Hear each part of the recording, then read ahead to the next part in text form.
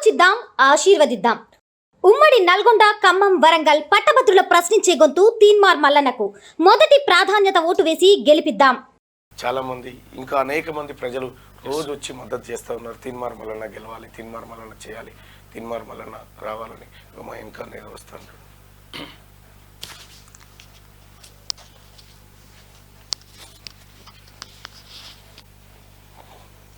అశేషమైనటువంటి విజ్ఞానవంతులకు సంబంధించినటువంటి ఎన్నికది.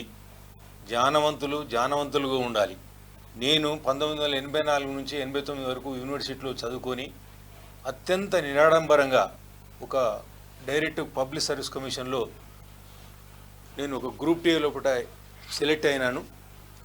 కానీ అప్పుడు ఏ ఒక్క ఎమ్మెల్సీ కానీ ఎమ్మెల్యే కానీ ఎవ్వరు పట్టించుకోలే. ఆ కాలంలో మేము అంటే నేను వార్త చూసినా. నేను అంటే ఒకటి క్రియేట్ చేసి ఒకటి పెట్టేసి అంటే యూనివర్సిటీలో చదువుకునే వాళ్ళందరూ పల్లి బఠానీలా అమ్ముకునేట వాళ్ళ అంటే బిట్స్ పినాయిల్లో చదువుకునేటోళ్ళు వాళ్ళు ఎక్కడ వాళ్ళకి అసలు సమాజం అంటే తెలియదు వాళ్ళకు.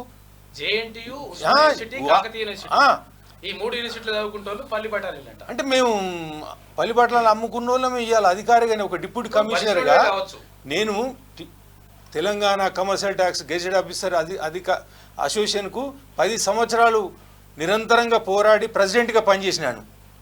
అన్నీ యావత్ మొత్తం సంఘాలు మన ఉద్యోగ సంఘాలు అన్నీ మా గగన్వారిలో పట్టినే తెలంగాణ ఉద్యమం కోసం కొట్లాడాడు. మేమందరం తెలంగాణ ఉద్యోగం. ఆ తెలంగాణ ఉద్యమం కోసం ఒక దరిద్రుని తీసుకొచ్చి పెట్టినాం. అందుకు బాధపడి ఆ దరిద్రుని ఊడవేయడానికి కోసం ఈ మల్లన్న ఇంతకాలం పాటుపడ్డాడు. తనను చంపడానికి ప్రయత్నం చేసిర్రు, ఉంచడానికి. అలాంటి లంగా లపంగల కోసం మీరెందుకండి? మీకోసం రండి, ఓటేయండి, గెలిపించండి, ఈ జ్ఞానం చూపించుకోండి. మీరు చాలా మంది అంటున్నారు మాకు ఫోన్ రాలేదు, తర్వాత మాకు కలవట్లేదు, ఇట్లా అంటే 4,61,000 నిన్ననే రాకేష్ రెడ్డి అనే ఒక అనుచరుడు ఆయన బ్లాక్ మెయిల్ అంటే నిన్ను ఎంత ముంచిండే అని చెప్పి అన్న. తర్వాత మెసేజ్ పెట్టిండు రాత్రి. పెట్టిన తర్వాత అయ్యో సారీ మల్లన్న గ్రేటు. రాకేష్ రెడ్డి ఎంబడి ఉన్న వ్యక్తే ఆయన అనుచరుడు నాకు పెట్టిండు రాత్రి. రాకేష్ రెడ్డి ఏం మాట్లాడిండు గతంలో? కేసీఆర్ కేటీఆర్ దొంగలు వీళ్ళు, ఒక నిరుద్యోగి కూడా. మీరు ఒక దానిలో ఉన్నోళ్ళ, మీరు ఒక పార్టీలో ఉండి ఒకటే దానికి ఒక అంకిత భావంతో ఉన్నాను గాను. మీరు కనీసం యువకుడు, అత్యంత మేధావి, చాలా కష్టపడి ఇవాళ ఒక మాట చెప్తా. సరే, మా నాన్న ఉన్న స్తోమత ప్రకారం నేను కాయ కష్టం చేసుకుంటూ చదువుకున్నా సార్. యూనివర్సిటీలో చదువుకున్నా. నేను ఉస్మానియా యూనివర్సిటీలో ఎంసీజే చేసిన. యావత్ విద్యావంతులను మొత్తం అన్నట్టే ఇది. పల్లిబట్టలు అమ్ముకున్న తెలుగులో ఉన్నట్టు. కాకతీయ యూనివర్సిటీలో బీపీడీ చేసిన, జేఎన్టీలో ఎంబీఏ చేసిన సార్.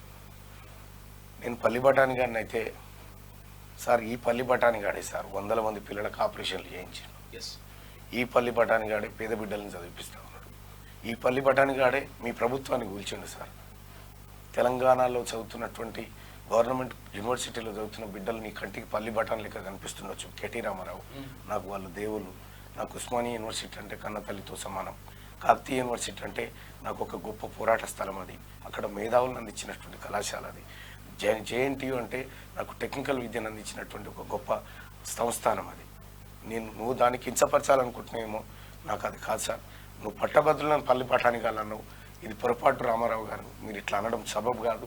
మీ నాన్న దగ్గర డబ్బులు ఉండొచ్చు, మీ నాన్న సంపాదించిన డబ్బులు ఉండొచ్చు, మీరు పూణే యూనివర్సిటీలో చదవచ్చు. కానీ ఇవాళ బిట్స్ పిలానీలో చదివినోడే విద్యావంతుడు, ఇక్కడ ఉస్మానియా యూనివర్సిటీలో చదువుకున్నవాడు లేకపోతే కాకతీయలో చదువుకున్నవాడు కాదు అనేటువంటి విధంగా మీరు మాట్లాడిన తీరు అది నిజంగా చాలామందిని బాధ పెడుతున్నటువంటి అంశం. మీరు ఒకసారి క్షమాపణ చెప్పాల్సినటువంటి అవసరం ఉంది. ఎందుకంటే ఇట్లా మాట్లాడడం తప్పు. నీకున్నటువంటి అహంకారంతో, నీకున్నటువంటి ఈ దురాలోచనతోని మీకు ప్రజలంటే బానిసలుగా కనిపిస్తున్నారేమో. ఆ పద్ధతి మార్చుకోండి.